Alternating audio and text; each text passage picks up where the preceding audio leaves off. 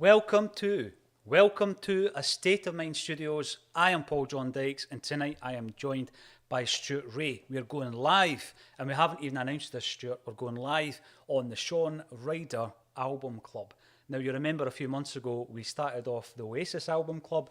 We went one album in, and then it's been on a hiatus since then. But we thought that it was probably a good idea to bring it back for Shaun William Ryder. Each of these album nights will actually be dedicated to Shaun's wee brother, Paul Ryder, who sadly passed away. He was a founding member, Stuart, of the band with his big brother. The Happy Mondays, they were notorious. They are iconic. We're going to run through every single one of their albums, not chronologically, and we're going to have a listen along. So in a few moments, I'm going to tell you to press play. You can listen along with us. And we're going to be talking about how iconic this album is, Stuart. It's Pills and Thrills and Bellyaches. And we're going to be looking at the legacy of that, the characters involved in the making, the producing, the record company, Factory Records, the Hacienda Club, and everything else included. And that involves a wee bit of drugs, a wee bit of Gunchester, a wee bit of Manchester. Why are we doing this, Stuart? Well, the reason we're doing it is because the main man, Shaun William Ryder, is going to be coming to Glasgow to speak to me live on stage. Tell us a wee bit more, Stuart. Yeah, well, firstly, I'm buzzing to do this. What an amazing album. But yeah, Shaun Ryder, Barra's Art and Design in Glasgow. He will be joining us. He'll be joining this man here on the stage to talk about everything from the start of Happy Mondays to Black Grape, and then right up to his TV success, Gogglebox, which a lot of more folk will now know him about. Do you think, Stuart, watching this kind of stuff, that there are people out there who don't know him as the front man of Happy Mondays and Black Grape? They only know him because of the Celebrity Jungle and the TV appearances and all that kind of stuff. Yeah, absolutely. Seriously. It's crazy, eh? It's crazy from my point of reference because obviously I'm a child of the 90s. I was born in 1978, as was, by the way, Factory Records. That was founded in 1978, so it's 43 years of age, or 44 depending on when it was founded. We're going to press play on the album. If you want to get involved, make your comments, etc. You want to press play on the album in 3, 2, 1, and we can all listen to it together. Pills and Thrills and Bellyaches. It has become one of the most iconic albums in Manchester MCR history, and we're going to listen to it track by track with comments on it. Now, Stuart, we need to qualify this by saying that I'm a child of the 90s, you're not. Well, so we're listening to this in a different way. Yeah, well, born in 97, I missed a lot of it, so I'm really looking forward to dig deep into the album, know a few of the songs very well, because I'm sort of at that stage where I'm exploring a little bit of Manchester and the scene. Obviously a fan of music like yourself, but I'm really excited to hear some of the songs I've not heard and just talk about the Mondays in general. Yeah, check out the channel, subscribe to us on A State of Mind on YouTube, because this type of content is what we're all about: football, music and culture. And when those three subjects collide, you can make some great video content. So we've already done a session with Gaz Whelan, who plays drums on this album, another founder member of the band. We've spoken to people like Dave Haslam, who was a DJ at the Hacienda. We've got a few other things lined up as well, Stuart, that have not been announced. But this gig behind us, this poster, for me to share a stage with Shaun Ryder is something of a dream. You get a bucket list, Stuart. Top 3 people you want to interview. He's in that list, and I'm going to be sharing a stage with him in Glasgow. The ticket link is underneath the video. Now, I've already pressed play, and you were talking about some of the songs that you recognise. Surely this is one of them, Kinky Afro. Oh, definitely. And I mean, right at the start, I only went with your mother because she's dirty. I always think nobody else could sing that. Shaun Ryder can get away with that, and it really shows right from the start of this album the unique but amazing songwriting talent that he is. Yeah, and Tony Wilson called him a poet. Like, you're a big fan of 24-Hour Party People, the film, yes, right? Yes. Obviously, that particular song was on the previous album, Bummed. We're going to be covering every Happy Mondays, every Black Grape, every Shaun Ryder album, and the odds and sods, because Shaun has obviously guested on a lot of songs as well, including our favourite of yours, Dare by Gorillaz, and many, many others. We're going to be covering the whole discography every Thursday night if we can. And that will lead us right into this gig, which is on a Friday in November on the 18th at Barra's Art and Design. Kinky Afro was the introduction of Rowetta to the British public as well, because she wasn't a member of the band, Stuarty. So the story was they brought in 2 producers, and it was Oakenfold and Osborne. Yes. The reason they brought them in is because they had actually remixed Rope for Luck from the Bummed album that had been released before this one, and they were so impressed with their work that they got them in to produce this entire album. And I think with a lot of mythology, a lot of people like to claim the successes. A lot of folk have claimed that they were responsible for bringing in those producers. How important is the production to this album? Oh, it's massive, and it's massive for the scene in general. It really gives that hacienda vibe that the 90s was moving into, the sort of acid vibe, the dancing, the rave, and Oakenfield and Osborne are massive for that. Massive. And it was their idea to bring in Rowetta, who was a session singer in Manchester, not a member of the band. She obviously became synonymous with Happy Mondays and is still touring with them as well. We'll have a wee chat about some of the personalities that you get out of the Happy Mondays. Some bands are lucky if they've got one personality, but you had in the Mondays Gaz Whelan, Paul Ryder, Shaun Ryder, Bez, Rowetta. And we were talking earlier about how you're standing here listening to Happy Mondays. One of the biggest factors in Happy Monday success was the freaky dancer himself, Bez, whose autobiography is right here. You can see how well read that's been. But when you're listening, you don't get it, although you do visualise him with his maracas, don't you, dancing about? Well, definitely, yeah, but that's the thing. Bez is such an important part of the live experience. And again, I've already said it about Shaun, Bez is similar. Nobody else gets away with that. I don't think anyone else gets away with just being a dancer or playing the maracas, but Bez does. Although I do think I'd give him a run for his money with my dance moves. I've seen them when you're talking out your behind. We have moved on already to God's Cop. That's going to happen throughout this album. But here's a little passage from Shaun Ryder's autobiography in relation to the opening track, Kinky Afro. The opening track, Kinky Afro, was one of the songs we had already written back in Manchester, and along with Step On, it kind of set the tone for the album. I wouldn't necessarily call it dance music, says Shaun. I just saw it as a new form of pop music. The opening lyric of Kinky Afro is probably one of my most quoted lyrics. Son, I'm 30. I only went with your mother 'cause she's dirty. Although I was actually only 28 when I wrote it. But son, I'm 28. I only went with your mother 'cause she was my mate. Doesn't really go. Right, so Shaun straight away is using life experiences and putting them into song. How important is that to relate to your audience if it's a working class audience? It's vital, and I think that's why they were so successful, along with so many bands around that era. But the Happy Mondays, so many folk, they were just regular people, regular guys that went out and went clubbing, went dancing and got up to a lot of mischief. And that is exactly, for me, why they were so successful. See, when you listen to albums and you think, right, that's an acid album, that's a ecstasy album, or it's a heroin album, and you can often make references between drugs and the sounds that you get on an album. What I find quite interesting about this, they're notorious for their drug use. At this point, it wasn't a problem. So whenever you read any of these books that are in front of us, they were consuming a lot of drugs, but it wasn't problematic at this stage. And I think that because of the scene and the fact that Manchester and the Hacienda was linked to ecstasy use, people think this is an ecstasy album, but they weren't using ecstasy when they were recording it. They were smoking opium and taking cocaine because they recorded it in LA. Does it sound like an ecstasy album to you?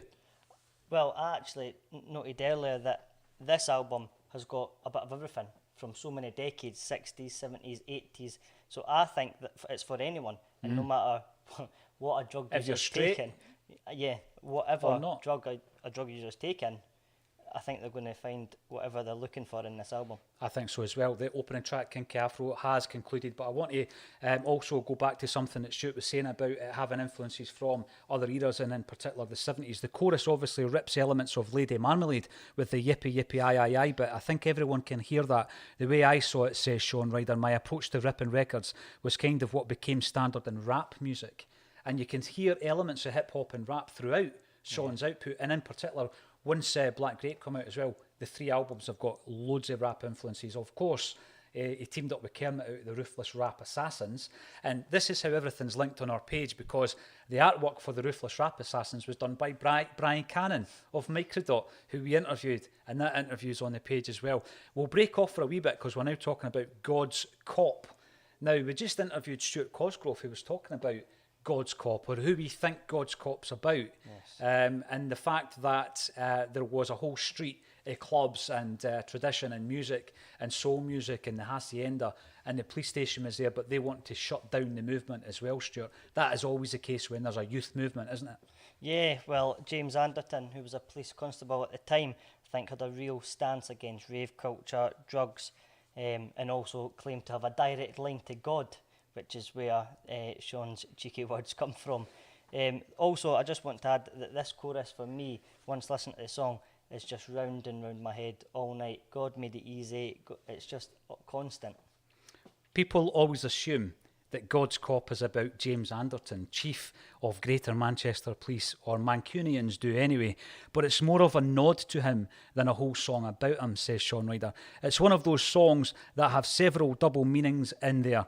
The little me and the Chief got soul to soul could mean me and the Chief are into soul to soul, as in the band, or it could mean that we relate to each other and we've got soul to soul. I'm standing here with this book as if I'm a preacher, standing in the street trying to preach the good word to everybody that's passing by. But God's Cop, it's one of those songs that I think it captures the mood of the time, because you did have a police force who were trying to shut down the factory warehouse gigs, the illegal raves, because they seen ecstasy as being this big bad drug. Of course, there were casualties, Stuart, but it was a very important part of the scene, the ecstasy culture, wasn't it? Yeah, it definitely was, and I think it's funny, well, maybe not funny, but the police were trying to shut down the ecstasy use when it ended up maybe being the ecstasy use that ended up shutting the hacienda down due to nobody buying any alcohol because they did not need it at all. Yeah, exactly. And of course, with regards to the ecstasy culture, there were some casualties, and Dave Haslam speaks about that. Yet again, another plug, because we interviewed Dave Haslam a few weeks back, and that video's on the channel. If you haven't done so already, and you like this kind of thing, then subscribe to A State of Mind. We're going to be doing every single Shaun Ryder album every Thursday night. I think there's 12 in total, and that's solo, Black Grape, Happy Mondays, and everything else he's been involved in. Why are we doing it? Because the great man himself is going to be joining me on stage in Glasgow on the 18th of November, and you can buy tickets by clicking on the link underneath. I think a lot of our viewers are from Glasgow, Stuart, so it might work pretty well. Hopefully. We're already on to song number 3. Donovan, what do you know about this track? What link do we have to Donovan the singer? Yes, so I think they actually did end up playing with Donovan the band, but they were listening to the greatest hits on their tour bus. And then also there is a link with Shaun himself, as he fathered one of Donovan's grandchildren. Yes, absolutely.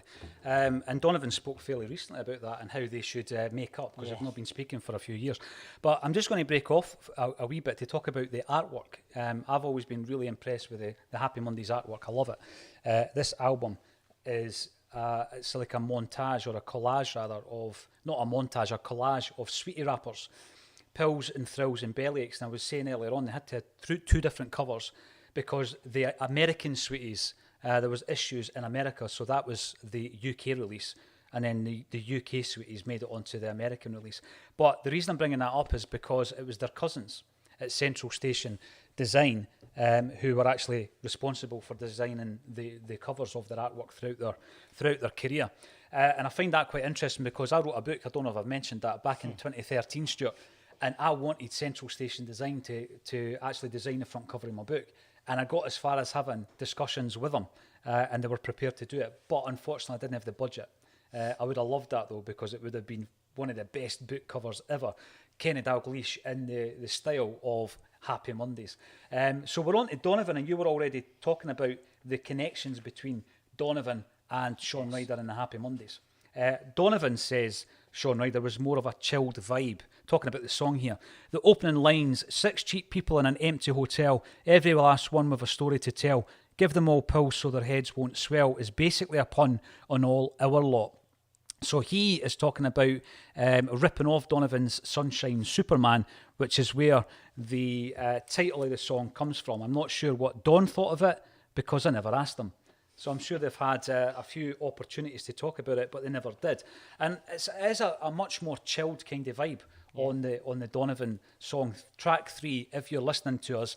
If not, then get Pills and Thrills and Bellyaches on, because we're doing an entire listen through, a walk through of that album. We've spoken about ecstasy, but another thing that I find really interesting to look back on is the fashions of that time as well, and how when there's a movement, and in particular when there's a youth movement, you know that it's culturally relevant, Stuart, when the kids start wearing their hair and the clothes like the bands, and that's exactly what happened in the baggy movement with Shaun Ryder with his curtains. Yeah, well, I've certainly seen a few photos of you back in the day looking a bit like a young Shaun Ryder. I modelled my hair on Shaun.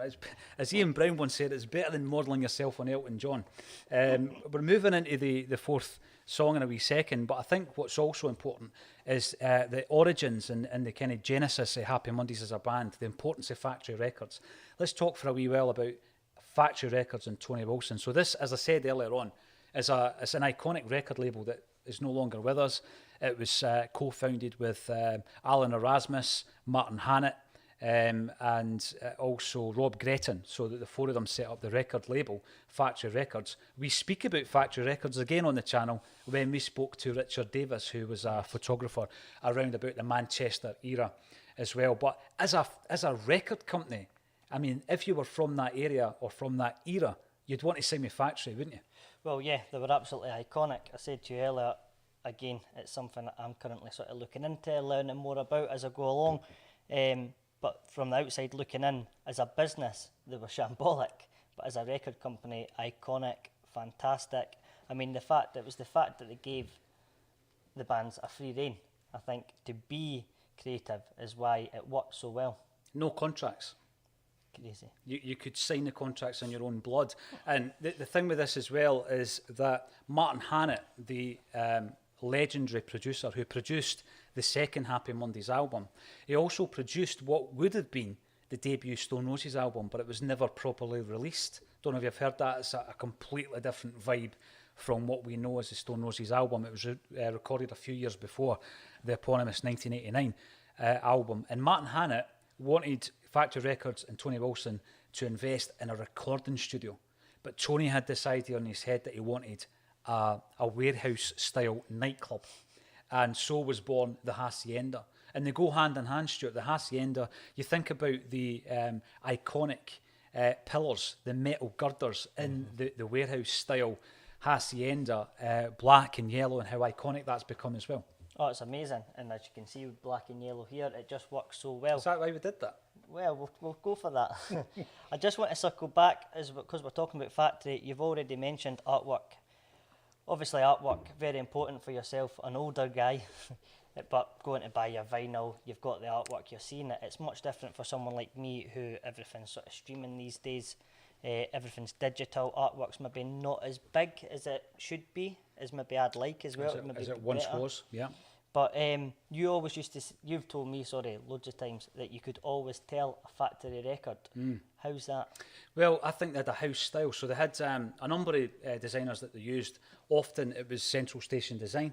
But for artists such as Joy Division, New Order, you're looking at designs by Peter Saville. So they were part of the creative team.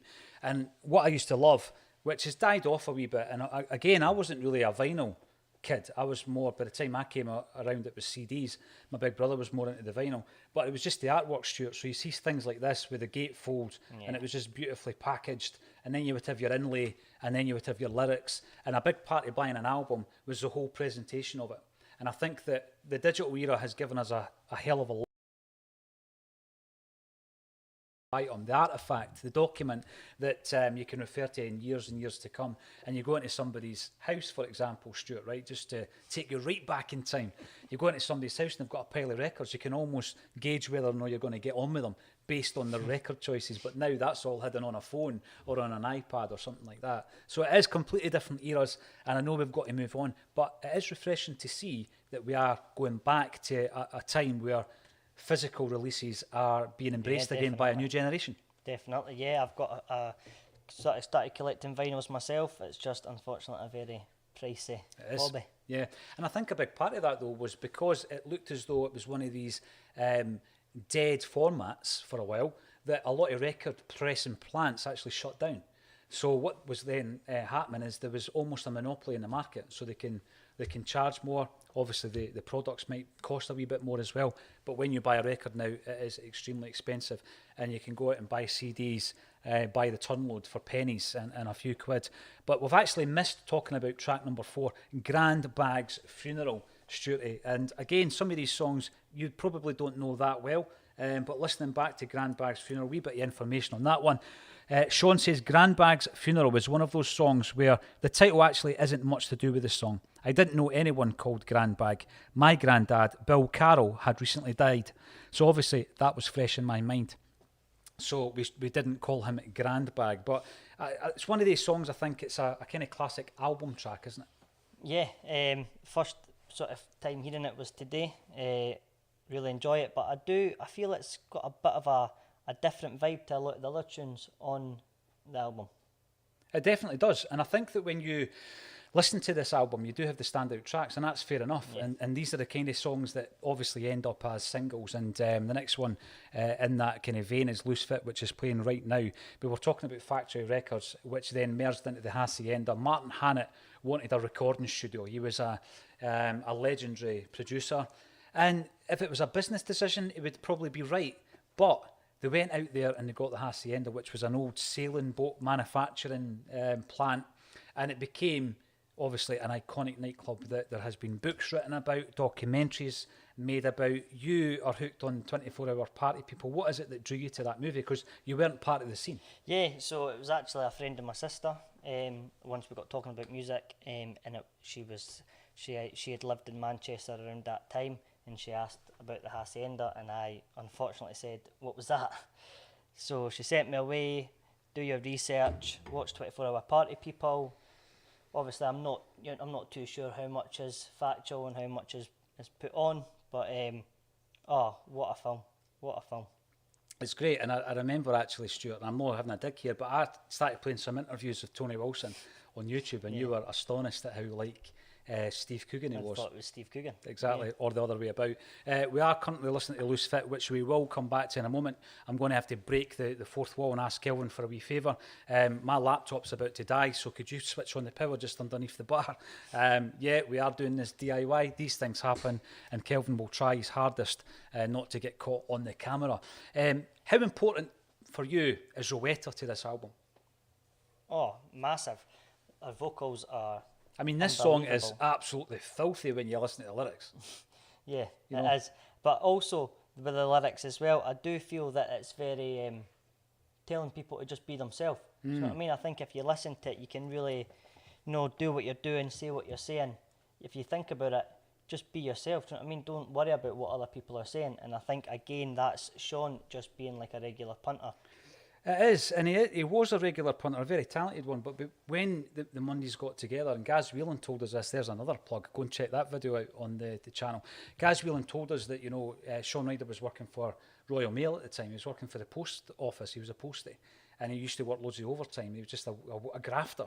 And then this band comes together, and the Shaun Ryder that we look back on is the guy who was notorious and drug-addled and, a bad boy of rock, if you like, and what he has become now is something completely different. And what I found pretty interesting about the chat that we had with Dave Haslam is Haslam was absolutely irritated by Saturday Night TV and all the nonsense, and he thought there must be something more to life than this. And what he found that was more to him than this kind of drudgery were nightclubs and music and fashion and all that kind of stuff. And I says to him, isn't it interesting that Shaun Ryder and Bez became that Saturday night? So it went full kind of circle, and they were then national TV stars, and people watching them on the TV probably think they're hilarious, which they are on Gogglebox, but they don't really know their past, do they? No, definitely not. Their past is crazy, but you look at them on the TV now, folk just think they're hilarious. But they are still sitting with a lot of drink in front of them. I think Sean likes a Guinness. Loose Fit, here's an interesting one, because you look at the connotations of the title, the fact that it was the baggy movement in Manchester, you think Loose Fit just must be about the movement. But Sean actually says here in his autobiography, which is called Twisting My Melon, which I want to speak about as well, there was a nod in the lyrics of Loose Fit to the Gulf War, he says, which was happening at the time. Going to buy an Air Force base, going to wipe out your race.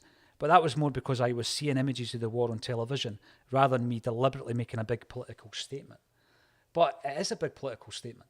He's talking about the times that he's living in, and the Gulf War was on the TV time and time again at that moment in time. Now, his autobiography is called Twisting My Melon, and I've written that down here because he his lyrics rather became common parlance in the vernacular, not just in Manchester, but for anyone who was into this type of music. Twisting My Melon Man, you still see that on T-shirts, people still say it. Call the Cops. I mean, that came from Shaun William Ryder. And I don't think people realised or appreciated at the time that he was creating lyrics, Stuart, that would, they would pass the test of time. All these decades later. Definitely, Twisting My Melon, I love it. I actually have a T-shirt and a print from our good friend T. Crow, who we have been working with recently, with a twisted melon on the front and a big print with a twisted melon on it as well, which is one of my favourite prints that I have in the house. Now, I'm just having a wee look at the actual process of recording this album, because I said to you before, it's interesting how people like to take credit for the successes. Shaun Ryder talks about Pills and Thrills. It was only after we had been on top of the pops and made Pills and Thrills that things changed. In the band he's talking about, even on Pills and Thrills, they still accepted my input. Half the songs on that album were written in the studio, so they actually wrote them whilst in the studio in LA. And the music on at least 4 or 5 of them originated from the beats that Paul Oakenfold and Steve Osborne came up with. And I think that's interesting because it goes on to say it was after Pills and Thrills became a hit and the recognition that came with it that the egos really came out and the dynamic changed in the band. How do you prevent that though, Stuart? When you're just a gang, they were like one of the last gangs out there, and then you get the recognition and you get the woman and the money and the drugs and the notoriety. It's going to be difficult to keep the egos in check, isn't it? Yeah, it definitely is. I don't think you can, to be honest. I think we've had a couple of events recently come up and then a few egos have started to show in our studio. You know what I mean? So it's definitely easily done. Please put a disclaimer in. He's only joking. Right. The second side of the album starts with Dennis and Lois, which if you press play at the same time as us, you'll be listening to right now, which is named after a real-life American couple from Brooklyn in New York. Dennis and Lois they still are, they're still around, two very odd characters who liked music and really liked Mancunians for some reason, and they would turn up whenever we played in New York. Wow. So he wrote a song about them. Wow. It's all about writing about your experiences. It's like you say, he's not trying to be profound, is he? No, writing what he sees on the telly, writing the people he's meeting. Again, I'll keep going on about it. It's exactly why they're so successful, because they're just ordinary people singing about ordinary things and ordinary people. But often, though, in music and football and art, ordinary people create extraordinary experiences. And I need to say this because I had the opportunity back in the 90s to go and see the Happy Mondays. I was hoping you were going to ask me that, but I seen them back in the 1990s. They were supported by Shed 7. I'm trying to remember the name of the Manchester. Was it the Manchester Evening News Arena, it was called at the time? Right. And I remember we were right down the front of the barrier, and Bez was in absolutely brilliant form. He was really, really fit, so much so he could take his top off back then. Rowetta was walking around the stage. We had bondage whipping people on the stage, so that was quite enjoyable. And in the little pit in front of the actual barrier were Peter Schmeichel and David Beckham standing enjoying the gig. So I think there's maybe a picture of them all backstage, because that was like their homecoming gig from the big comeback tour when they reformed back in the 90s. So what do you reckon of Dennis and Lois? Yeah, I liked it, yeah. It's got the same kind of vibe as Donovan. Yeah, quite chilled.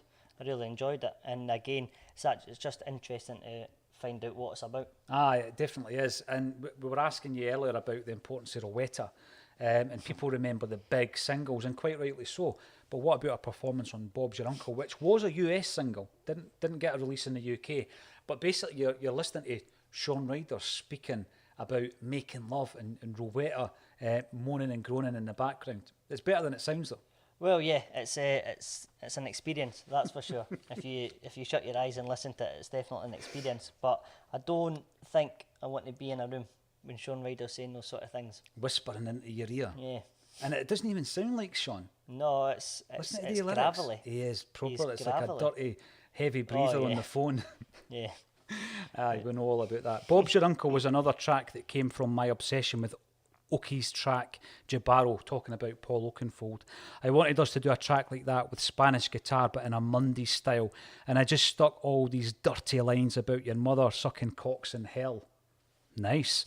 And exorcist type lyrics over it, and made it into some sort of story, and then go, okay, who got Rowetta to just grunt over it.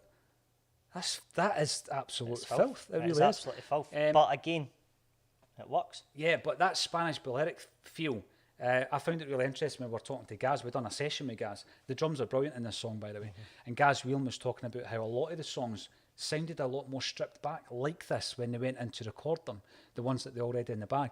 But then it was Paul Oakenfold and obviously Steve Osborne, who was helping to produce it, that put that kind of dance feel, because they were, I mean, Oakenfold was a trance DJ. Yeah. That's what he was known for. And it wasn't until obviously Step On that we're going to come on to one of the biggest songs, if not the biggest Happy Mondays song, that they realised he might be able to actually produce the full album, and we're going to be talking about that in just a wee while. But when we're looking at the Gaz Whelan aspect, talk to me about your experience, or our experience of going down to Manchester, meeting this guy who was an absolute gentleman, and then for him to actually play a session for us, a couple of really stripped back Mondays tunes, and an original as well. Yeah, well, last year was it now we went down? So I think it was about a year ago, mate. Yeah. September. Yeah. So it was crazy. To be around someone that's done all that is amazing. And just a proper, like you say, gentleman, very humble, very down to earth, great guy. But to hear, I think we got Kinky Afro and Loose Fit, stripped back, acoustic guitar, never heard anything like it before.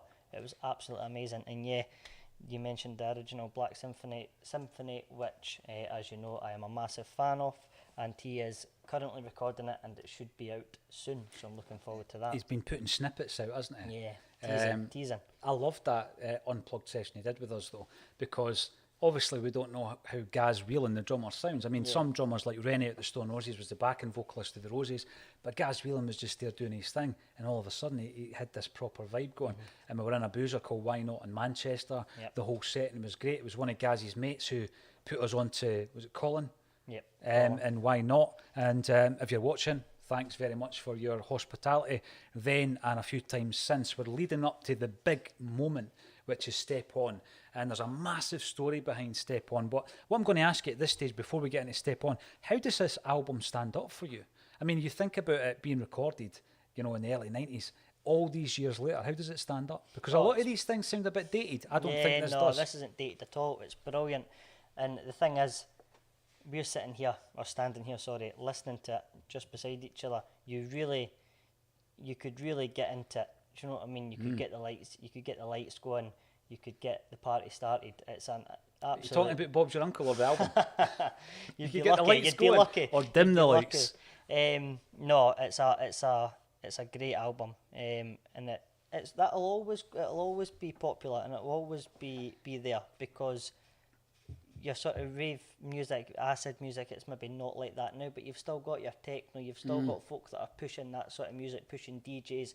So no, it'll never go away, this, for me. But the big influence of the Hacienda and the DJs playing music from, you know, house music from Detroit and all this kind of stuff, and that kind of seeping in to the influences of some of these bands who were basically rock bands, and then obviously they tied in with producers who were maybe trance DJs like Paul Oakenfold, and then I always thought that Shaun Ryder had that rap hip hop kind of influence anyway, and I think it comes really clear in his time at Black Grape. But interesting, another thing, I've got to throw this in before Step On starts, right, is Tony Wilson always loved Bob's Your Uncle, and it was actually one of the songs played at his funeral in 2007. So they're at a funeral, and you're hearing Rowetta grunting and Shaun whispering sweet nothings down her ear.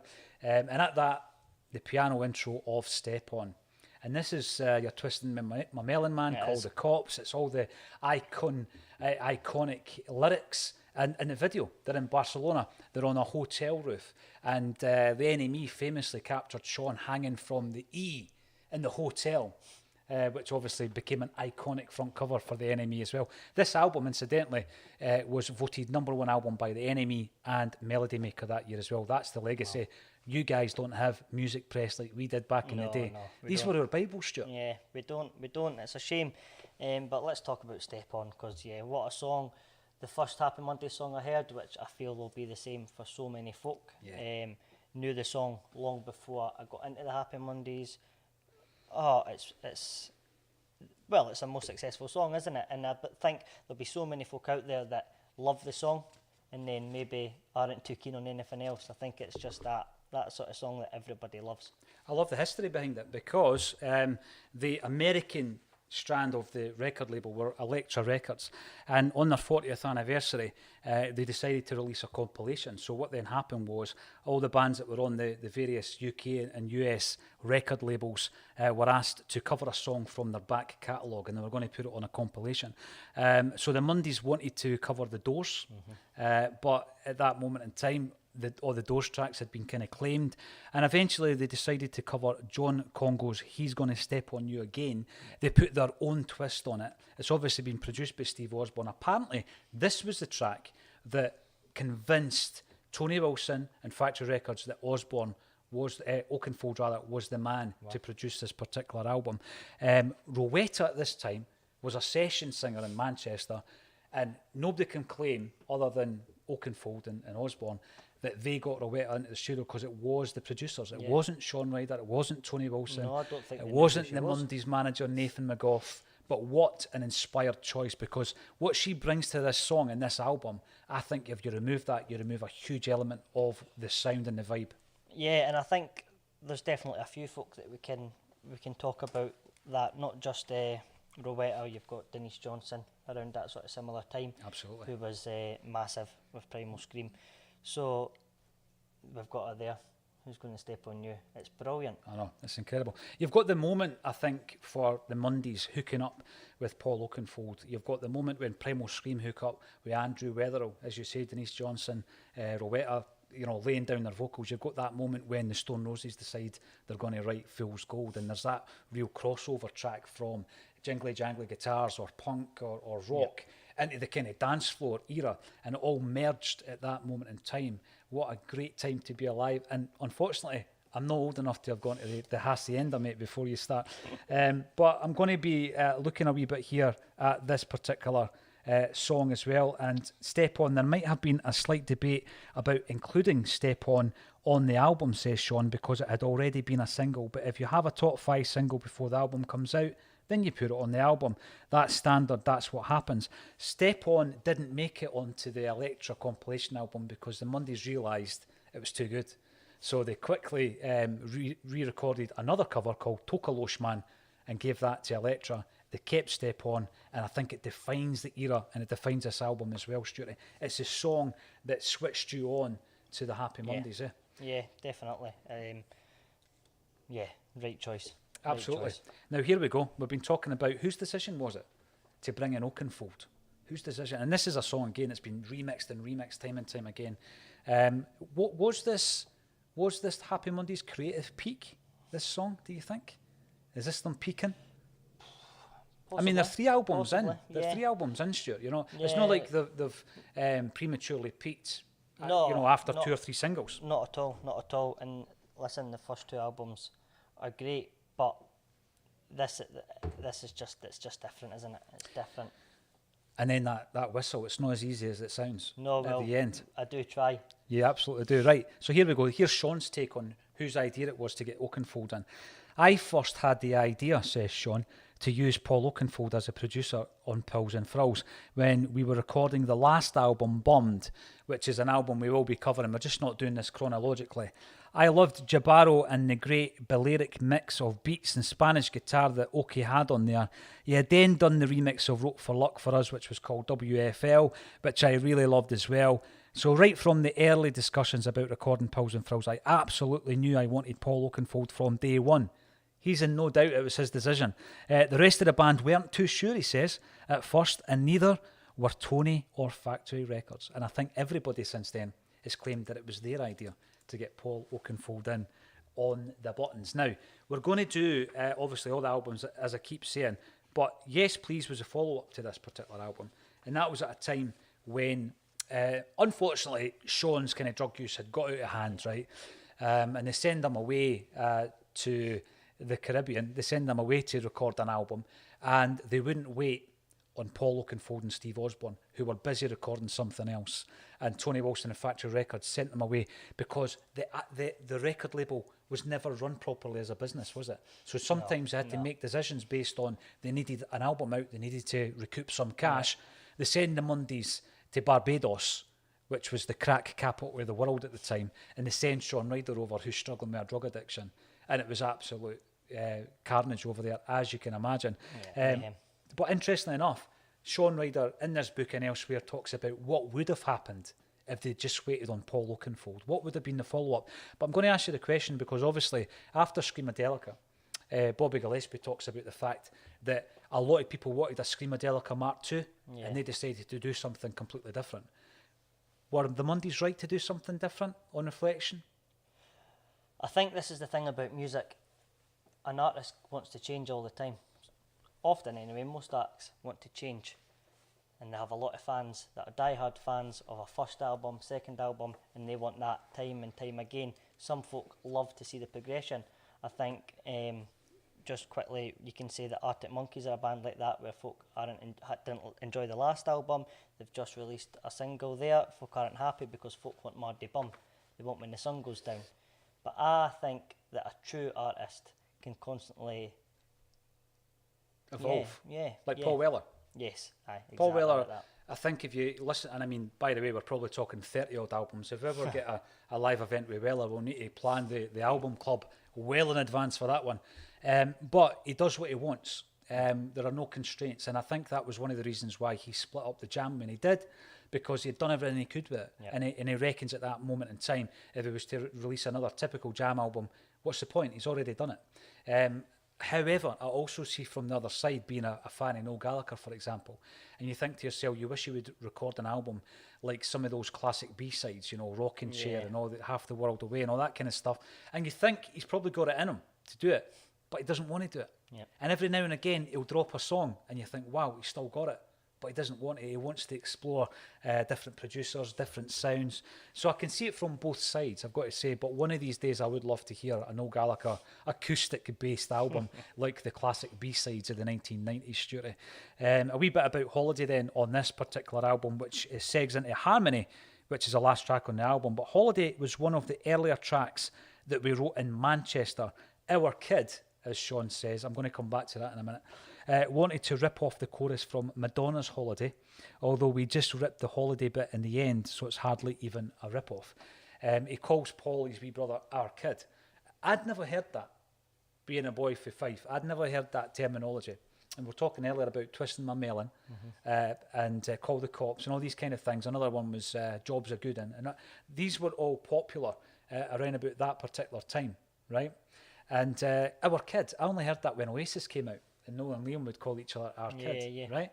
And obviously the catalogue number of the Big Brother recordings became Our Kid 001 and so on.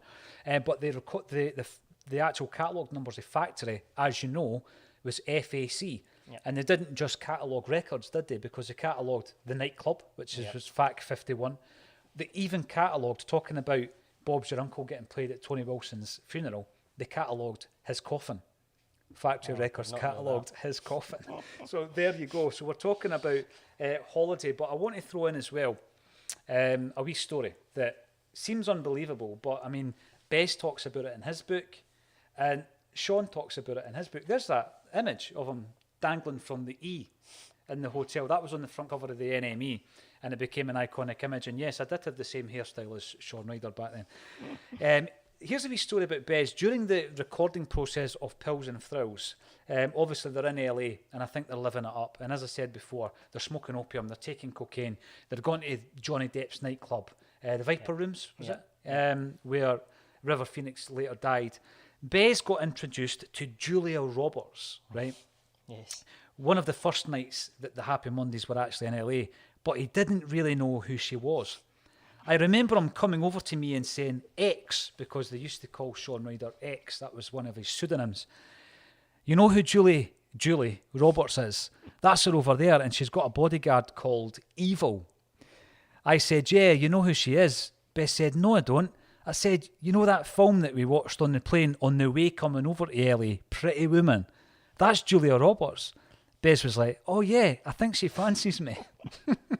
Right, it's not finished. I think she did, says Shaun Ryder. She ended up going out to her car and getting her driving licence to prove to Bez that she was actually Julia Roberts. Nothing happened between them. I think Bez got on better with her bodyguard, Evil. So I think if you want to sum up the Mondays in one wee story, that is it. That's the one. Right there. That's the one. That is the story. So let's have a wee chat about this then. It was voted in the number one in a lot of the end of year polls and a lot of the influential magazines at the time, like NME, Melody Maker. Now when they're doing these big polls, greatest albums of all time, 1001 albums you must hear before you die, all these influential albums, the Mondays with Pills and Thrills is in there, Stuart. You came late to the party.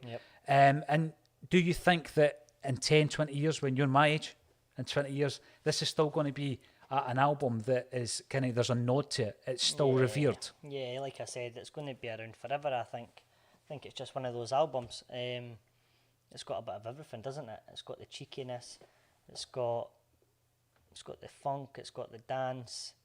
Should we go for and get a wee bit of the input? People are listening in here, and they're going onto the YouTube channel, and they're making comments on YouTube. So let's have a wee look here. So we've got some of the names that come on a daily basis. Michael McDonald, thanks for joining us. Feed the Bear, you're in there as well.